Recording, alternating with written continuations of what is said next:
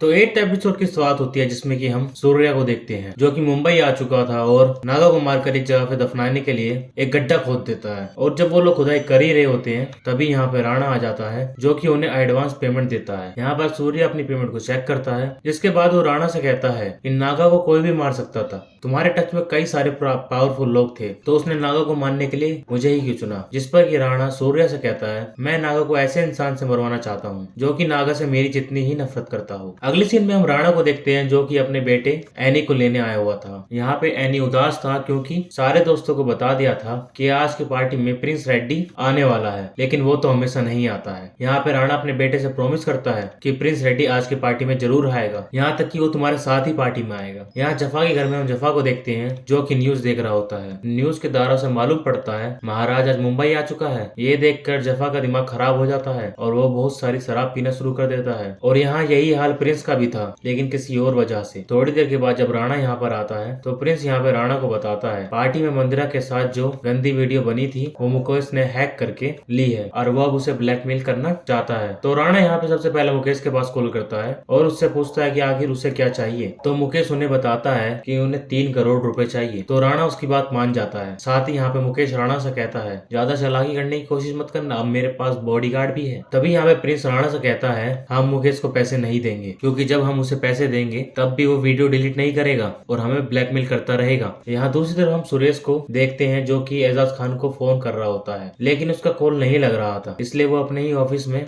एजाज शेख के बारे में पता करता है कि उसकी लास्ट एंट्री कब हुई थी और कहाँ पर हुई थी। लेकिन वहाँ पर भी एजाज शेख की कोई एंट्री नहीं थी। और वहाँ जफा के घर पे नागा आता है। नागा यहाँ पे जफा से कहता है कि आज उसके घर तारा आंटी आने वाली है इसलिए उसे घर से बाहर रहना होगा। लेकिन जफा यहाँ पर काफी ज्यादा गुस्सा था और नशे की हालत में भी था क्योंकि उसने टीवी पर महाराज जी को देख लिया था मुंबई आते हुए। जब जफा यहाँ से चला जाता है तब तारा आंटी आती है और हमारे नागा और तारा गुल खिलाना शुरू कर देते हैं। जिसके अगले सीन में हम देखते हैं राणा को जो कि एक पार्किंग में था और वो अपने चेहरे पे एक मास्क ढककर सारे सीसीटीवी कैमरे तोड़ देता है क्योंकि यहीं पर मुकेश आने वाला था और राणा ने एक प्लानिंग भी बना ली थी। थोड़ी देर के बाद यहाँ पे मुकेश और उसका बॉडीगार्ड आ जाता है और यहाँ पर राणा पहले से ही मौजूद होता है। वो तेज रफ्तार में कार चलाता है और उसके बॉडीगार्ड पे गाड़ी चढ़ा देता है और जिसके बाद वो मुकेश के पास जाता है और उसकी कॉलर पकड़ता है। वो उससे कहता है अगली बार ब्लैकमेल करने की कोशिश की इस कार के नीचे उसकी पूरी फैमिली होगी। ये सुनने के बाद मुकेश पूरी तरीके से डर जाता है। आगे हम राणा को देखते हैं जो कि प्रिंस के पास आया होता है और उससे कहता है कि आज रात उसे तैयार रहना होगा क्योंकि आज उसे उसके बेटे के साथ जाना था। अब अगली सुबह हम ओबी को देखते हैं जो कि राणा के घर आया हुआ होता है। नैना दरवाजा खोलती है और नैना को समझ नहीं आ रहा था आखिर ओबी उनके घर क्यों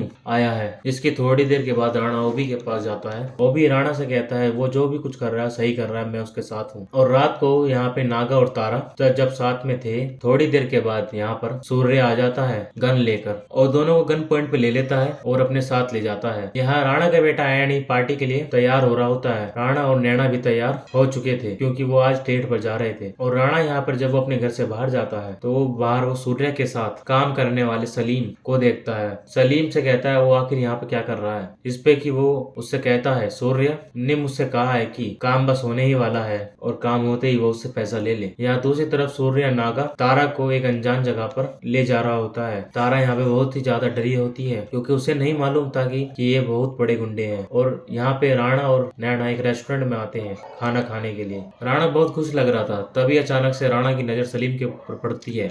उसको देखकर उसका पूरा मूड चेंज हो जाता है। वो तुरंत ही सलीम के पास जाता है और वो उससे कहता है कि वो मेरी फैमिली से दूर रहे क्योंकि काम होने के बाद वो पैसे दे ही देगा। दरअसल राणा को बिल्कुल ही पसंद नहीं है कि उसकी फैमिली को कोई स्टॉक करे। यहाँ सूर्या नागा तारा को लेकर उस जगह पर ले जाता है जहाँ पर कि सूर्या ने खुदाई करवाई थी। यहाँ पर तारा सूर्य से कहती है कि उसका एक्स हस्बैंड बहुत ही अमीर आदमी है, उसे जितना पैसा चाहिए वो उसको दे ही देगा। यहाँ पे तारा सूर्या को 3 करोड़ देने की बात करती है तो सूर्य उसे कहता है कि वो मुझे कार में मिले। और जब तारा कार की तरफ बढ़ रही होती है यहाँ पर सूर्या तारा को गोली मार देता है जिससे कि वो वहीं पर मर जाती है। ये देखकर नागा को बहुत ज्यादा बुरा लगता है। अब सूर्य नागा को भी मारने ही वाला होता है लेकिन उससे पहले नागा सूर्य से कहता है कि उसने उसका 1 करोड़ रुपए चुराया है। वो उसके चक्कर में उसे मारना चाहता है लेकिन बात ये नहीं थी। बात ये थी कि आखिर नागा ने सूर्या की दिया को मारा था, लेकिन यहाँ पर नागा सूर्या से कहता है कि उसने दिया को नहीं मारा, प्रिंस रेड्डी ने दिया को मारा है।